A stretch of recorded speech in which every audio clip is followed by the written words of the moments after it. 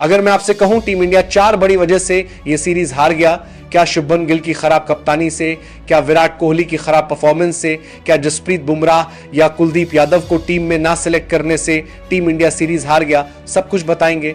शुभमन गिल को कप्तान बनाने का क्या फायदा है जब सारे फैसले रोहित शर्मा बता रहे हैं, ये करना है, वो करना है, बॉलिंग किसे करना है, और वो कप्तान का क्या फायदा, उससे कोई पूछ ही नहीं रहा है। उससे बढ़िया रोहित शर्मा कप्तान और शुभमन गिल उप कप्तान होते हैं। तो आज भारतीय टीम सीरीज हाथ से नहीं गंवा सकती थी। देखिए, इन 4 ने कटवाई टीम इंडिया की नाक तो ऑस्ट्रेलिया के खिलाफ करवाया। पूरे देश का अपमान और भारतीय टीम की हार के हैं सबसे बड़े गुनहगार। आखिरकार वो कौन से गुनहगार हैं और क्या वजह है जिसकी वजह से हम ये बात कह रहे हैं कि भारत इस सीरीज को बराबर कर सकता था। लेकिन वो कौन सी गलती है जिसकी वजह से टीम इंडिया को यहां पर हार झेलनी पड़ी है और जीता हुआ मुकाबला टीम इंडिया ने अपने हाथों से थालियां परोसकर ऑस्ट्रेलिया को दे दिया, ये आपको बताने वाले हैं। आप सबको मालूम है कि भारतीय टीम इसके बाद वक्त ऑस्ट्रेलिया में खेल रही है। तीसरा और आखिरी वनडे मुकाबला बस 25 को होने वाली है, जो सिडनी में खेला जाएगा, यानी टर्न अराउंड टाइम काफी कम है। लेकिन जब पहला मैच खत्म हुआ था तभी यह सवाल उठाए गए थे कि भारतीय टीम अपने प्लेइंग 11 को सही अगर करती है तभी जाकर के भारतीय टीम कुछ अच्छा कर पाएगी। हमने भी आपको कई बार वीडियोस के माध्यम से बताया कि टीम इंडिया में बदलाव जरूरी है, ये खिलाड़ी होना चाहिए, ये खिलाड़ी नहीं होना चाहिए। लेकिन कुछ भी कह दिया जाए, भारतीय क्रिकेट फैंस चाहे जितनी भी अर्जी लगा लें, लेकिन भारतीय टीम के कोच मैनेजमेंट के ऊपर में कुछ नहीं समझ पाए।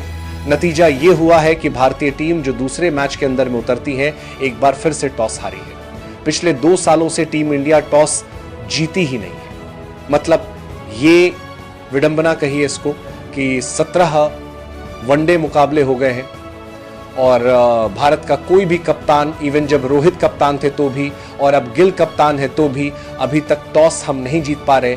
और सबसे बड़ा गच्चा हम यही खा जा रहे हैं कि हम टॉस ही नहीं जीत पा रहे, यानी कि जो सामने वाली टीम हमें दे रही है हम वही कर रहे हैं। और ऐसे में दोनों ही मैचेस में हम पहले बल्लेबाजी करते रहे। पहले मैच के दौरान जो कुछ हुआ वो तो खैर चलिए ठीक है, उसमें हार मिल गई, लेकिन दूसरे मैच के दौरान भारतीय टीम ने कम से कम इतना स्कोर तो जरूर बना लिया था कि इस मैच को जीता जा सकता था। लेकिन हम ये मैच भी हार गए। तो ऐसे में वो 4 ऐसे गुनहगार मैं आपको बताने वाला हूं जिनकी वजह से ही भारत को ये अपमान का घूंट पीना पड़ा है। और अब आखिरी मैच के अंदर में ऑस्ट्रेलिया चाहे अपनी शेफील्ड शील्ड की कोई टीम लाके उतार दे, अपनी लोकल डोमेस्टिक टीम उतार दे, या जो बीबीएल की टीम है उसको उतारे, हमारी हार ऐसा लग रहा है कि हमारी जो तैयारी है उसको देखते हुए वैसे भी पक्की नजर आएगी। क्योंकि ऑस्ट्रेलिया को पता है कि सीरीज तो वो जीत चुके हैं। उस दिन ट्रॉफी जो है वो उठाते नजर आएंगे। ट्रॉफी जब शूट हुआ था उस समय तो गिल और मिचेल मार्श एक साथ वो ट्रॉफी लिए थे। लेकिन अब जब तीसरा वनडे खत्म होगा तो भारत जीते या हारे, ऑस्ट्रेलिया वालों के हाथ में वो ट्रॉफी रहेगी। और फिर ऑस्ट्रेलियाई सेलिब्रेशन तो आप सबको पता ही है कि कैसे चिढ़ मचाती है भारतीय फैंस के अंदर में, या जब हम सब देखते हैं तो वो सारी चीजें, वो जलालत जो है वो झेलनी पड़ेगी टीम इंडिया को। लेकिन इसके पीछे कारण कौन कौन रहे हैं? सबसे पहला कारण हमारे टीम इंडिया के मशहूर कप्तान शुभमन गिल साहब द ग्रेट। ये ऐसे कप्तान है, जब से कप्तानी इनको मिली है इनको खुद को पता नहीं होता कि इनको टीम का प्लेइंग 11 क्या बनाना होगा। ये हर चीज के लिए गंभीर के पास पहुंच जाते हैं। टीम इंडिया के अंदर आप जब कप्तानी कर रहे हो तो एक सिर्फ कप्तानी फील्ड में नहीं दिखाई देती, बल्ले से भी दिखाना होता है, जैसे रोहित शर्मा थे। लेकिन गिल साहब दोनों ही मुकाबलों में फ्लॉप साबित हुए। दोनों ही मुकाबलों में गिल साहब के बल्ले से रन नहीं निकला है, यानी कि इनकी बल्लेबाजी जो है वो चल ही नहीं रही है। और कप्तानी तो खैर हम सब समझ ही रहे हैं, कप्तानी में कितना कुछ कर रहे हैं, तो वो नहीं चल रही है। और इस मुकाबले की भी बात करें तो भारतीय टीम के लिए जब बल्लेबाजी करने आए थे तो गिल साहब 9 गेंदों में 9 रन बना करके एक चौके की मदद से निपट गए। उसके बाद आप देखेंगे तो कौन रहे यहां पर दोषी? वो रहे हैं विराट कोहली। विराट कोहली लंदन में रहते हैं अपने परिवार के साथ, कोई कहीं पर भी रह सकता है, उसमें कोई दिक्कत वाली बात नहीं है। हमारे आन बान शान रहे हैं विराट कोहली, किंग कोहली। हम ऐसे थोड़ी ना कहते, वो स्किल सेट उनके पास में है, वो नाम है, सब कुछ है। लेकिन एक बात तो माननी पड़ेगी कि विराट कोहली के पास मैच प्रैक्टिस नहीं था। और अगर आपको याद हो, मैंने हमेशा एक बात कही है कि आपके पास चाहे आप कितने बड़े फिटेस्ट प्लेयर हो दुनिया के, आप दुनिया में सबसे फिट आदमी क्यों करती है ना हो, लेकिन जो आप काम कर रहे हैं उस काम को करने के लिए आप फिट है या नहीं, ये बड़ा जरूरी है। आपने जो फिटनेस टेस्ट जब बीसीसीआई की सिलेक्शन कमेटी ने मांगा था तो लंदन में दिया था विराट कोहली ने फिटनेस टेस्ट।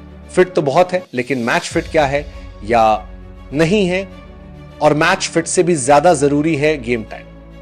वो गेम टाइम विराट कोहली को नहीं मिला क्योंकि डोमेस्टिक मैचेस वो खेलते नहीं है और इसीलिए सीधे जाकर ऑस्ट्रेलिया में बैठ गए, वहां उतर गए कि चलो भाई अब खेल लेंगे। वो नहीं हो पाया। 2 मैच में 2-0 लेकर के वापस आ रहे, यानी कि 2 मैच में 2 डक है। एक मैच में 8 गेंद तक पारी चली 0 पर आउट होने के लिए, और इस मुकाबले के अंदर में 3 गेंद तक पारी चली 0 पर आउट होने के लिए, यानी दोनों मुकाबलों को मिलाकर के 11 गेंदें खेली है विराट कोहली ने, और अभी तक खाता खोलने का इंतजार है। शायद अब सिडनी में खुल जाए तो खुल जाए। तीसरे सबसे बड़े दोषी की बात कर लें तो केएल राहुल ने जब चौका लगाया उसके बाद अचानक से उस टाइम पर पता था कि विकेट गिरा हुआ है, थोड़ा संभल कर खेलना चाहिए, वहां पर वो शॉट लगाने गए और वो निपट गए। लेकिन मैं इसमें एक दोष केएल राहुल का सिर्फ नहीं दूंगा, क्योंकि केएल राहुल के साथ में भी इस टीम इंडिया ने उनको ऐसा समझ लिया है जैसे पेंडुलम कभी इधर कभी उधर।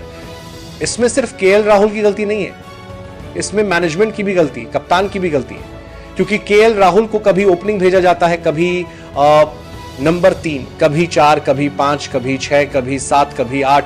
शायद केएल राहुल भी यही सोच रहे होंगे, काश अपने पारिवारिक धंधे में ध्यान दिया रहता क्रिकेट के बजाय तो इतना इधर उधर नहीं होना पड़ता। यानी कि क्रिकेट में उनको खुद को पता नहीं होता है कब कौन से पोजीशन में बल्लेबाजी के लिए भेजा जाएगा, और यही होता हुआ नजर आ रहा है। बार बार बैटिंग ऑर्डर उनका चेंज करना उनके ऊपर हावी हो रहा है, जैसा T20 में संजू के साथ हो रहा है, सेम चीज वनडे में अब केएल राहुल के साथ किया जा रहा है। उसके अलावा एक और खिलाड़ी जो सबसे बड़े जो है वो इस मुकाबले के गुनहगार आप उनको मान सकते हैं, वो है हर्षित राणा। हर्षित राणा को खिलाने के चक्कर में इसलिए नहीं कि परफॉर्मेंस अच्छा नहीं हुआ, 2 विकेट निकाला लेकिन मार भी खूब खाए, बॉलिंग अच्छी हो नहीं रही है उनसे। उसके अलावा बल्लेबाजी भले ही रन बना दिए हो, लेकिन हर्षित राणा के चक्कर में वो खिलाड़ी इस टीम में नहीं आ पा रहा जो वेल डिव प्लेयर है, और वो प्लेयर कोई और नहीं है, कुलदीप यादव है। वो प्लेयर जिसने अभी वेस्ट इंडीज के खिलाफ में 5 विकेट का हॉल निकाला था। उस खिलाड़ी को आपने इस टेस्ट, इस वनडे सीरीज से बाहर रखा है, और यह बात भी सच है कि अगला मुकाबला जो सिडनी में होगा, आप देखेंगे कुलदीप यादव टीम में आएंगे। आप किसकी जगह पर आएंगे ये वक्त बताएगा, लेकिन 30 घंटे के बाद आपको दिखाई देगा कुलदीप यादव मैच खेलते नजर आएंगे, क्योंकि कुलदीप यादव वो प्लेयर हैं जो आपको कम से कम जलील होने से बचा सकता है। यानी कि आपका जो सोने वाला है 3-0 से, उसको होने से बचा सकता है कुलदीप यादव ही। ऐसे में कुलदीप यादव का ना होना भारतीय टीम के लिए मुश्किल खड़ा करता नजर आया। अब यहीं से मैं एक और चीज बताता हूं आपको, ऑस्ट्रेलिया की टीम के लिए पता है प्लेयर ऑफ द मैच कौन बना। एडमम ज़ैम्पा 4 विकेट बंदे ने निकाले हैं। पिछला मैच वो खेला नहीं था क्योंकि वो पिछले मैच में नहीं थे, पारिवारिक कारणों की वजह से वो पिता बने हैं, और ऐसे में जैसे ही वो आए हैं दूसरे मैच में उनको ऑस्ट्रेलिया ने दोबारा खिलाया, सीधे मैच के अंदर में 4 विकेट लेके गए। और एडमम ज़ैम्पा पता है कौन से स्पिनर है, फिंगर स्पिनर नहीं है, लेग स्पिनर है, और ऑस्ट्रेलियन कंडीशंस के अंदर में लेग स्पिनर्स हमेशा से ही प्रभावी रहे। कारण ये होता है कि भारतीय कंडीशन में आप देखेंगे एशियन अपोनेंट में तो जहां गेंद ग्रिप करती है वहां पर फिंगर स्पिनर हमेशा काम करता है, लेकिन जहां गेंद ग्रिप नहीं करती है वहां पर आपके पास लेग स्पिनर होना चाहिए, रिस्ट स्पिनर होना चाहिए।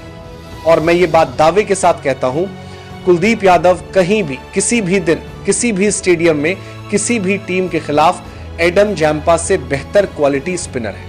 उसके बावजूद दुर्भाग्य यह है कि कुलदीप यादव के भारत में 5 विकेट लेने के बाद भी हम उनको ऑस्ट्रेलिया कंडीशन में, जहां मिडिल ओवर्स में आपको स्पिनर चाहिए था, इवन सेकेंड वनडे के अंदर में हमारे स्पिनर्स वॉशिंगटन सुंदर और अक्सर ने अच्छा काम किया था, हम कुलदीप को नहीं खिला रहे।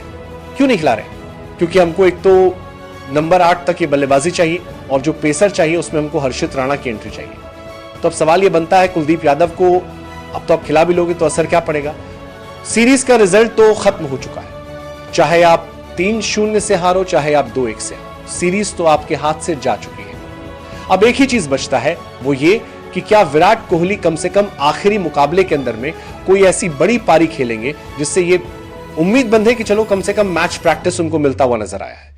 क्योंकि विराट कोहली तो नहीं चल पाए, रोहित शर्मा ने शानदार पारी खेली है, और रोहित तो दिखा रहे हैं कि वो पहले भी फॉर्म में थे, अभी भी फॉर्म में है, और अब तो फिटनेस भी सही करनी है, लिया है तो आगे के लिए वो ध्यान दे रहे हैं। लेकिन टीम इंडिया की जो ये गलतियां हुई हैं, इसके सबसे बड़े अगर गुनहगार की बात करें तो वो गौतम गंभीर हैं, जो शीर्ष पर बैठे हुए हैं, जिनके इशारों पर सारे फैसले लिए जा रहे हैं। तो आपको क्या लग रहा है? क्या यहां पर जो टीम इंडिया के साथ हुआ है वो सही हुआ या गलत हुआ है? कमेंट करिएगा। Thank you so much.